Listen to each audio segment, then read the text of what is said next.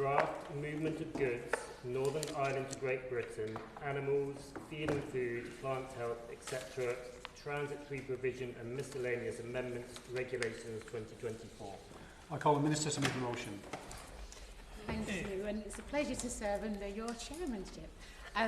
Thanks, everybody. So I beg to move that the committee has considered the movement of goods Northern Ireland to Great Britain, animals, feed and food, plant health, etc. Regulations 2024, which were laid before this House on the 28th of October this year to be considered. The instrument before you forms part of the Government's commitment to implementing the Border Target Operating Model by ensuring that sanitary and phytosanitary controls are applied to European Union and rest of world goods entering Great Britain through Northern Ireland. These controls are essential to maintaining the United Kingdom's biosecurity and food safety, as well as focusing the benefits of unfettered access arrangements on qualifying Northern Ireland goods.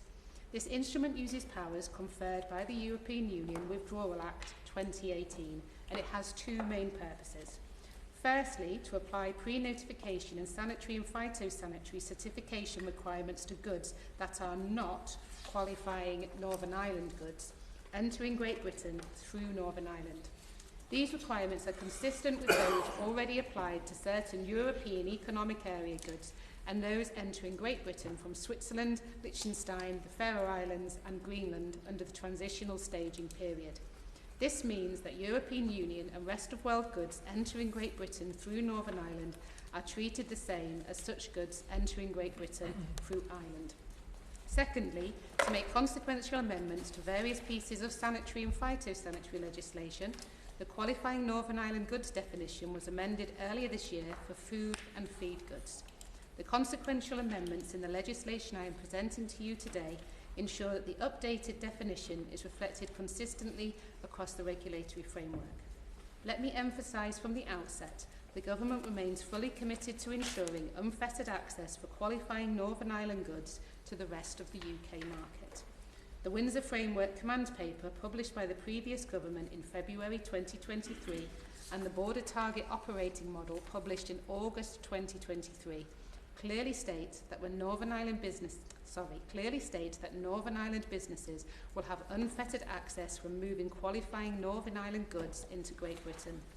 The Border Target Operating Model also states that European Union and rest of world goods will be subject to sanitary and phytosanitary controls when moving from Northern Ireland into Great Britain. The approach adopted in this legislation is consistent with these commitments. This instrument does not make any changes to the arrangements for moving qualifying Northern Ireland goods into Great Britain. Qualifying Northern Ireland goods are not required to undergo any of the controls implemented by this legislation and will continue to move freely within the UK internal market. Indeed, by applying controls to European Union and the rest of the world goods entering Great Britain through Northern Ireland, these measures are more closely focus the benefits of unfettered market access on Northern Ireland traders moving qualifying Northern Ireland goods. This will sharpen their competitive advantage. The sanitary and phytosanitary controls applied to European Union and the rest of world goods entering Great Britain through Northern Ireland under this instrument are temporary. We will revoke this instrument when the transitional staging period, which allows for easements in the performance of official controls, ends. This is currently set at the 1st of July 2025. Will the Minister give way? Yes. I thank the Minister for giving way. I note that the long-term approach for NIGB movements is still being developed. And should that programme of work extend beyond the end of the current transitional staging period on the 1st of July, would we then perform an impact assessment, given that the impact assessment has not been prepared for this because of its short period of effect? Minister. Thank you, Honourable Fred, for giving way. And absolutely, we will be looking at all options. And obviously, I can't predict what's going to happen by the 1st of July 2025. So as legislation currently states, that's when it would end. However, as you've explained, work is ongoing. A longer-term approach for further controls on European Union and rest of world goods entering Great Britain from the island of Ireland is yet to be implemented. The temporary nature of this instrument allows for biosecurity controls to be in place for these goods entering Great Britain from Northern Ireland ahead of this.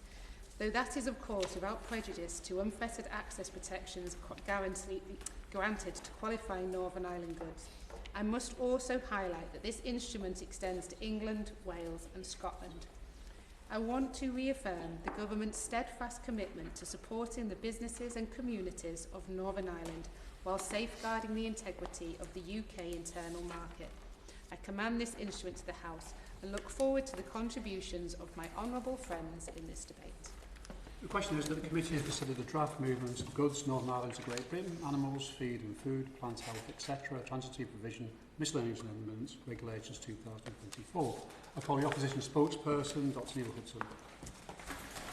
Thank you, Mr Twigg, and it's a privilege to serve under your chairmanship. Can I thank the Minister for bringing forward these regulations for us to scrutinise in this committee? We on this side, His Majesty's loyal opposition, however, have some significant doubts and concerns about these regulations due to the impact they might have on goods moving from Northern Ireland into Great Britain. Although we welcome that some Northern Ireland goods that qualify will continue to have unfettered access to Great Britain and not be subject to sanitary and phytosanitary controls, we do have some concerns regarding the rest of the so-called non-qualifying goods and the impact this will have on businesses who regularly trade across the Irish Sea. We on this side will continue to scrutinise this secondary legislation and assess the impact that it has, as has been raised, in terms of looking forward with the temporary nature of this guidance, impact assessments as to what this means in terms of trying to secure unfettered trade between GB and Northern Ireland. Something I'd also like to raise now is how the Labour government will support businesses in Northern Ireland when trading across the sea to Great Britain, and also the other way around, businesses in England, Scotland and Wales who want to do business with Northern Ireland. How is this government going to support that smooth trade? How will, as has been touched on, how will the Minister monitor the impact that this secondary legislation has on the actual trade between Northern Ireland and Great Britain? And how will the Minister monitor the impact that this secondary legislation has on businesses in Northern Ireland dealing with these regulations, and how the legislation impacts their success?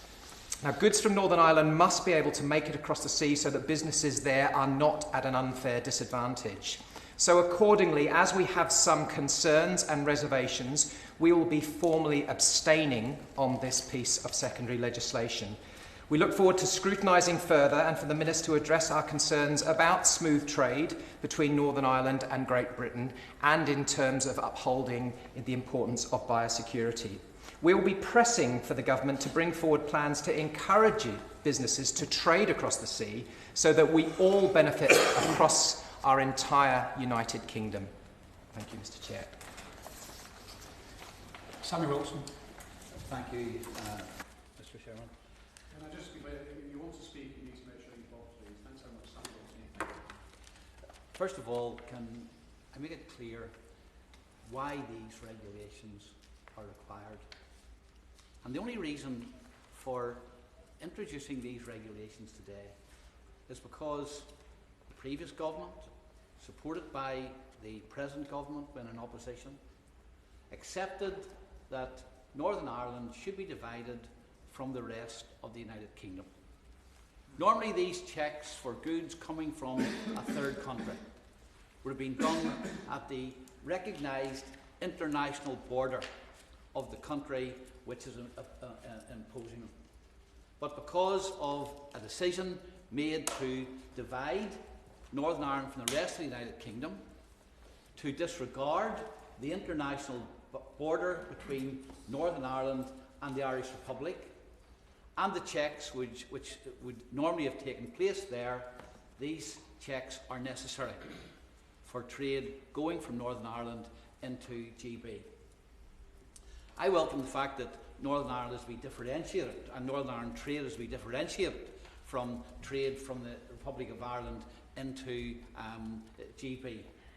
But the fact of the matter is that there will still be impositions for those who are trading across that border, and impositions which will be disruptive and mean that trade is convoluted.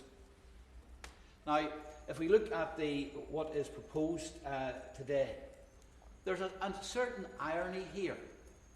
That first of all, we can do checks without physically stopping anything at the border. Now, one of the reasons for, of course, having the border between Northern Ireland and GB was because we were told it was impossible to do checks for trade going across from the Republic of Ireland into Northern Ireland or vice versa without having physical checks on the border.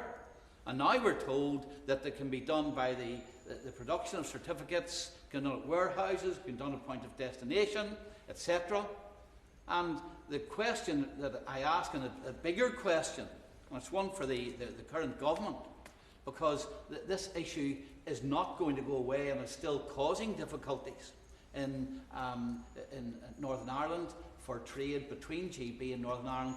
Why can the principle and the practice which is being established in these regulations not be applied to all trade and to trade from Northern Ireland to the Irish Republic? The second point I want to make is this, that these regulations themselves treat Northern Ireland and leave Northern Ireland exposed to dangers and to problems and to issues which we're trying to safeguard the rest of the UK market from.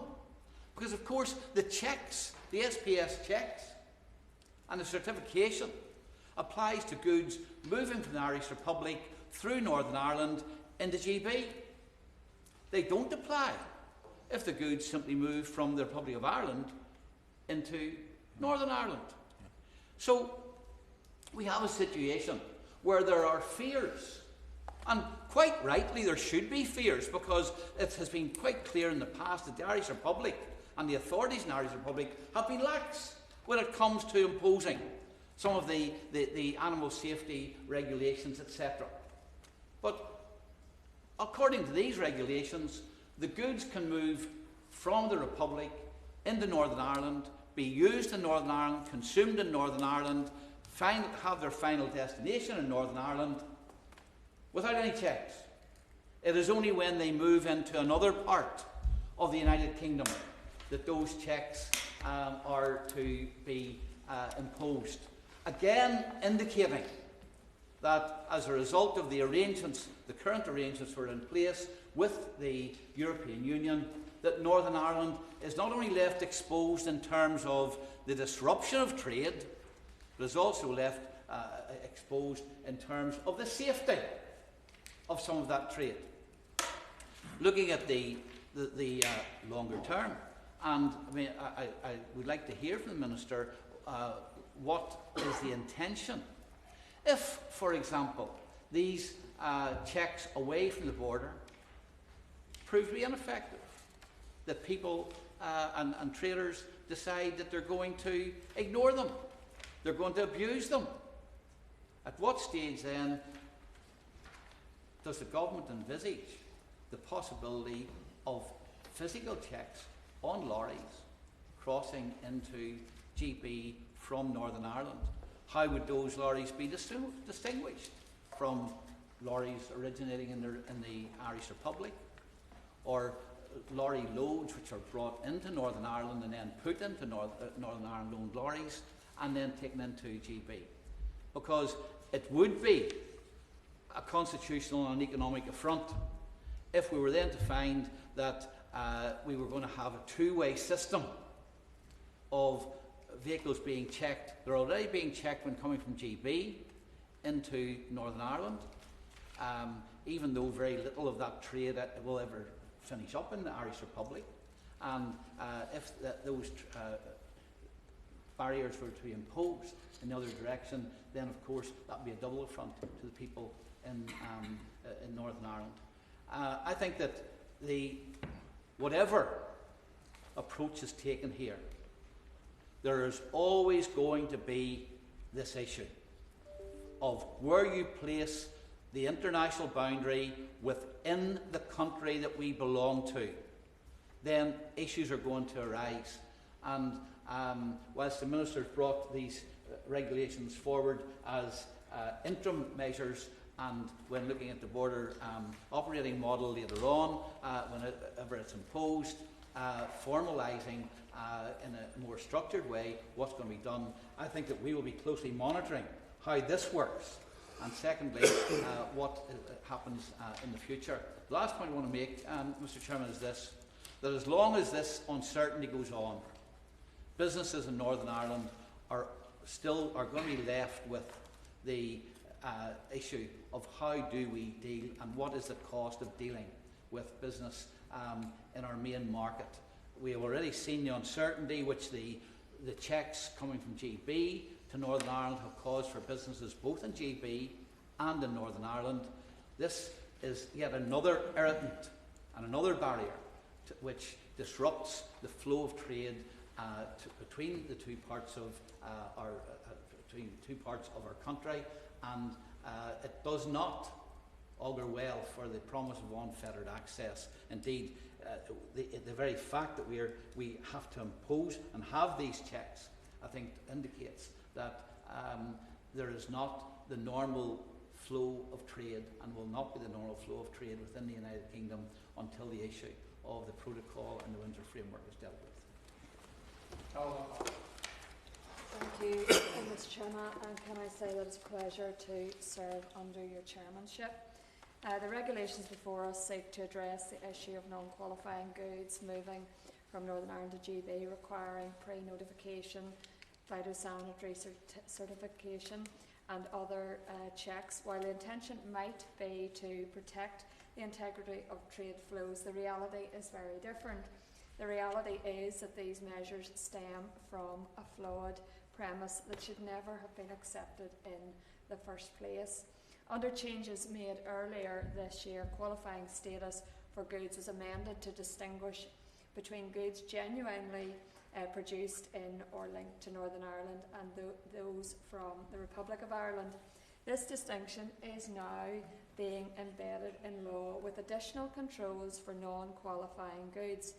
And whilst it's understandable to differentiate between goods originating from within Northern Ireland and those simply passing through, the fundamental problem lies at the decision to shift SPS controls from the international border with the Republic of Ireland to the Irish Sea, a two-way Irish Sea border that impacts GB to NI and NI to GB, something we were promised would never ever happen.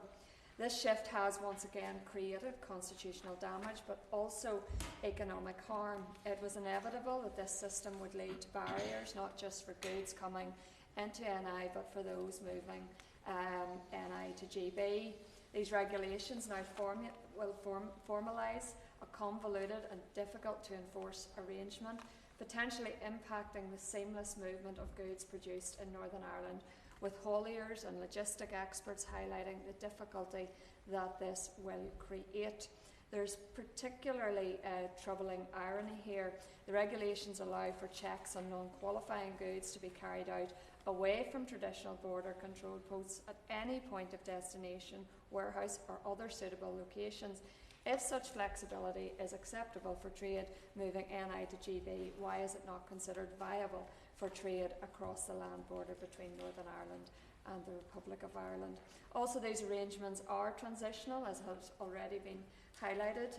We are told that a long-term framework for import controls will be introduced in the near future, yet there has been little or no clarity as to how this new system will actually work, and the balance that's needed for enforcement, but also the upholding of the commitment to unfettered access for Northern Ireland businesses. Finally, there is a risk of real disruption, inadequate clarity on whether businesses have been given adequate guidance on how these controls will operate in practice. Without clear advice, there will no doubt be confusion and delays, further harming trade between Northern Ireland and the rest of the United Kingdom.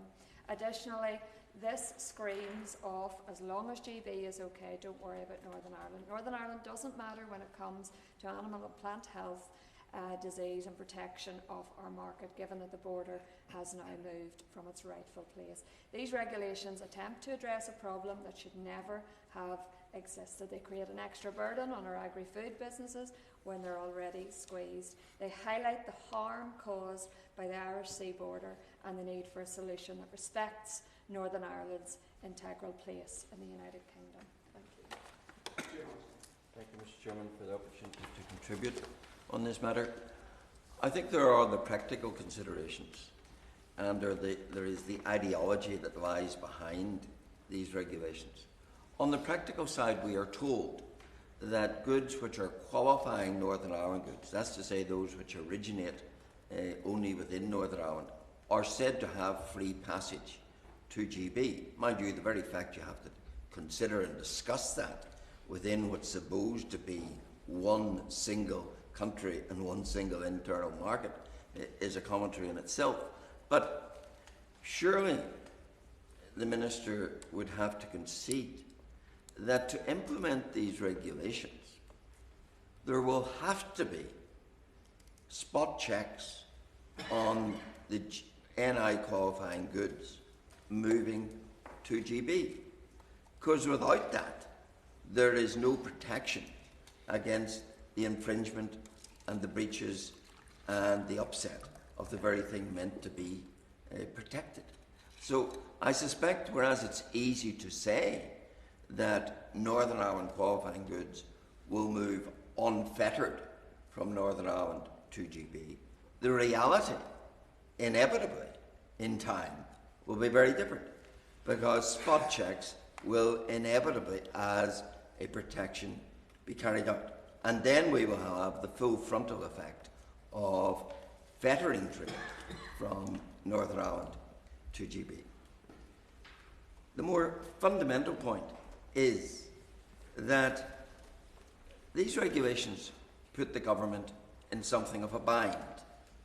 They tell us, as their predecessor did, that, oh, you cannot manage trade from GB to Northern Ireland without an international customs border partitioning the United Kingdom down the Irish Sea. And of course that comes from the fact that the protocol surrendered customs control over Northern Ireland, because under regulation EU 2017-625, Northern Ireland is deemed to be the entry point to the EU. We are deemed to be EU territory, and then all the rules applying of their customs code and of their single market apply to us. Rules, laws we don't make, laws we can't change. And the government, this and the last government, said that's the only way to manage the border, because having checks away from the border, having SPS facilities at factories, at recipient points, just wouldn't work. And yet under these regulations, that is precisely what is being proffered in terms of goods from the Republic of Ireland coming into Northern Ireland and onward they go. First of all, no checks, Mr. Wilson said, on if their destination is Northern Ireland, no checks whatever. Why? Because Northern Ireland is deemed to be EU territory in terms of customs arrangements. But then, if those goods are going onwards, they are to be subject to SPS checks. And SPS checks which can be carried out away from the border. Now, if SPS checks can be carried out away from the border in a west-east transition, how on earth can they not be carried out away from the border in east-west transition? How on earth can they not be carried out on a north-south transition? That is the fundamental bind that the government is putting itself in. It is saying, I would say, on a basis which is unsustainable, you must have an Irish Sea border. You can't have the checks at the international border, because you can't do them by having them away from the border at the factories from which they come or the places to which they're going. But that is exactly what is on offer here for goods coming from the Republic of Ireland. They can be checked at SPS facilities away from the border. Well, if that's good enough for goods which are going from the Republic through Northern Ireland to GB, why is it not good enough for goods going from the United Kingdom through Northern Ireland to the Republic of Ireland? That's the fundamental question. If it fits for one, why does it not fit for the other? And patently it would, and it should, but only could if government recovers sovereignty over Northern Ireland by discontinuing our treatment as EU territory. Then you can have your SPS checks, not at the border if you don't want them, but at any facility, so that the goods travelling from GB to the EU through Northern Ireland are treated exactly as the goods coming from the EU through Northern Ireland to GB is concerned. And I would love the Minister to explain to us why this could not and should not be a two-way process. Because without it, what we're going to end up with is a two-way border in the REC. Thank you very much, Mr. Chairman. It's a pleasure to serve under your chairmanship. And basically, it's three questions to the Minister in regards to these regulations and an opening comments, Mr. Chairman. The Minister referred to that these regulations would sharpen competitive advantage. Can I seek just clarification from the Minister on the basis, on the context for that phrase within her opening statements in regards to these regulations, because that's not the experience from the businesses that I represent in Northern Ireland. Also seek further clarification from the Minister in regards to these regulations and how, if and when they are adopted, how they will actually be disseminated across businesses in Northern Ireland. Mr. Chairman, we currently have the Trader Support Service, which is out for competitive procurement an exercise at this minute in time, and what they actually do deliver and the support mechanisms that they deliver to businesses in Northern Ireland. Mr. Chairman, I met recently with a group of businesses in my own constituency in South Antrim, road hauliers and delivery companies as well, who have been dealing with them, and they get far from clarity from the Trader Support Service in regards to how these regulations and other regulations are implemented and how they are meant to comply without being at the receiving end of financial penalties in regards to regulations that are neither well explained, well delivered, or actually clarified in regards to how they are meant to operate within them. The last point, Chair, I would seek guidance from the Minister, and she referred to a number of occasions about how these regulations are temporary in nature. Could I seek just clarification from the Government in regards to the costs, the delivery and the designations of what are permanent checkposts that are actually mentioned in these regulations at clauses 2, 3, in regards to what has been put in there in regards to physical structure, what costs will be there to actually implement these checks as well, and how that actually balances against the economic threat that the delivery of these goods that are mentioned and going to be covered in monies in these regulations are actually to either the UK economy or indeed the EU's economy. Thank you, Chairman. And I would like to say, just before I go into my speech, that I do recognise the significant strengthful feeling and how people are and the concerns that they have about this SI. I have been scribbling away. I will do my best to try and answer as many questions as I can. However, at the end, if you're not satisfied with the level of detail I'm able to give you, I will make the commitment to make sure my officials do answer any more detailed questions that you have, and I just want to sort of put that on record. And just on the other hand, if I may, Mr. Chairman, I'm a little surprised the official opposition are raising points that are critical, considering it was a consequence of the Windsor framework that the previous government actually negotiated, and maybe if they had concerns, that might have been the point at which to raise them. But to the Northern Irish colleagues, I hope I will do as best as I can answering your questions. And as I say, my commitment is, if you feel I haven't given you the detail that you require, we will make sure I follow that up. So the full and constructive points raised reflect the importance of this legislation and the principle it upholds, maintaining our biosecurity, supporting the smooth functioning of the United Kingdom internal market, and honouring the commitments made and negotiated under the Windsor Framework. This instrument delivers the necessary provisions to ensure that Great Britain's responsibilities on biosecurity and food safety are upheld, safeguarding the health of our people, animals and plants. And I do want to strongly reaffirm and strengthen this government's commitment, unwavering commitment to unfettered access for qualifying Northern Ireland goods, ensuring businesses in Northern Ireland can continue to enjoy the unique position within the UK internal market. And I'll try and turn to the points raised in the debate, as many as I can get through. So I was asked about what is non-qualifying Northern Ireland goods. Non-qualifying Northern Ireland goods are any goods that fall outside of the qualifying Northern Ireland goods definition, such as the European Union and rest of world goods. For example, if goods have been moved into Northern Ireland from outside the UK, and one of the main purposes of that movement is to gain qualifying Northern Ireland goods status, in any subsequent move to Great Britain, the goods are not qualifying Northern Ireland goods. These goods do not benefit from unfettered market access. This instrument will ensure that they are subjected to the relevant SPS and other controls when entering Great Britain through Northern Ireland. This ensures the benefits of unfettered access are targeted on Northern Ireland rather than on EU and rest of world goods. Yes.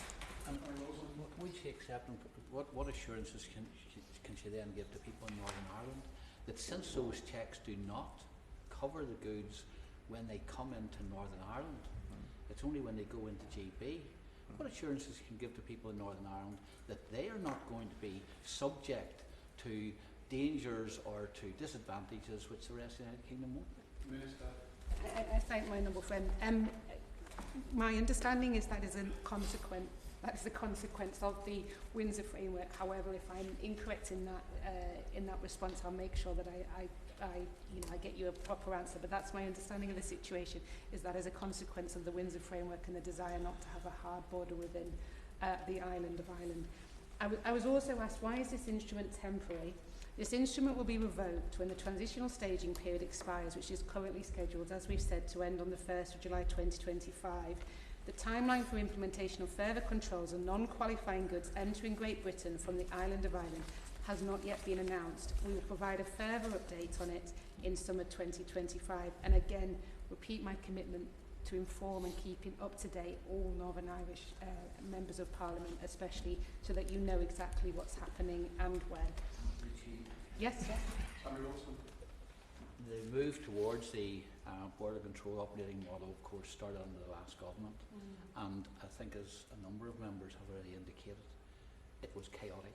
No one could give any answers as to how it was going to operate. I mean, I'm sure all of us have met with traders in our own constituency, especially hauliers in our own constituencies, who could not get answers from HMRC, from any other government department. Would she make sure that it's not just that our members are informed, but more importantly, that businesses who actually know what the difficulties of operating this are going to be, are informed and have discussions with them? Thank you, and that's a very valid point. Absolutely, we do our best to make sure that all businesses, as well as members of Parliament, are fully updated, and he makes a good point. Therefore, the temporary nature of this instrument allows the government to apply biosecurity controls to European Union and rest of world goods entering Great Britain from Northern Ireland ahead of this. I was also asked about the long-term approach for the treatment of non-qualifying Northern Ireland goods. The border target operating model outlines the SPS import controls on European Union and rest of world goods entering Great Britain from the island of Ireland will progress on a separate timeline. We'll continue working in collaboration with the devolved governments and all border stakeholders, taking the Honourable Friend's point about businesses, supporting implementation readiness across vital points of entry to better protect UK biosecurity.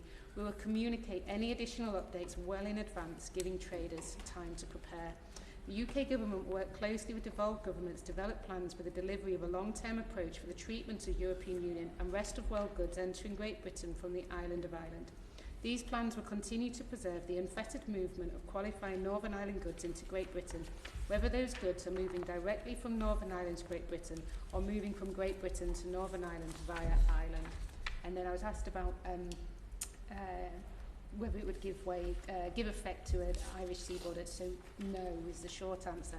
The legislation only applies to sanitary and phytosanitary controls to European Union and rest of world goods entering Great Britain from Northern Ireland. Qualifying Northern Ireland goods are not required to undergo any of the sanitary or phytosanitary controls implemented by this legislation and will continue to move freely within the internal market. This sharpens the competitive advantage of Northern Ireland traders moving qualifying Northern Ireland goods by more closely focusing on the benefits of unfettered access on them. And I'd like to reassure the Honourable Lady from Upper Barn that guidance will be provided with sufficient lead-in time for traders, so then there was a similar point that's concerned with businesses. So to conclude, I'd like to summarise the benefits of these regulations. They strengthen Great Britain's biosecurity by delivering alignment in the treatment of European Union and rest of world goods entering Great Britain from the island of Ireland. It is right that goods from the European Union and rest of the world are treated differently from goods moving within the UK's internal market. Additionally, the consequential amendments to the qualifying Northern Ireland goods definition in existing legislation ensures that the updated definition, which focuses on the benefits of unfettered access more squarely on Northern Ireland traders, applies to the direct and indirect movement of these goods into Great Britain. I thank all for their contributions. I beg to move. The question is that the committee has considered the draft movements of goods Northern Ireland to Great Britain, animals, feed, food, plants, health, etc. Transitory provision, miscellaneous amendments, regulations 2024. As many of that opinion say aye. Aye. Of the contrary, no. I think the ayes have it, the ayes have it. Order.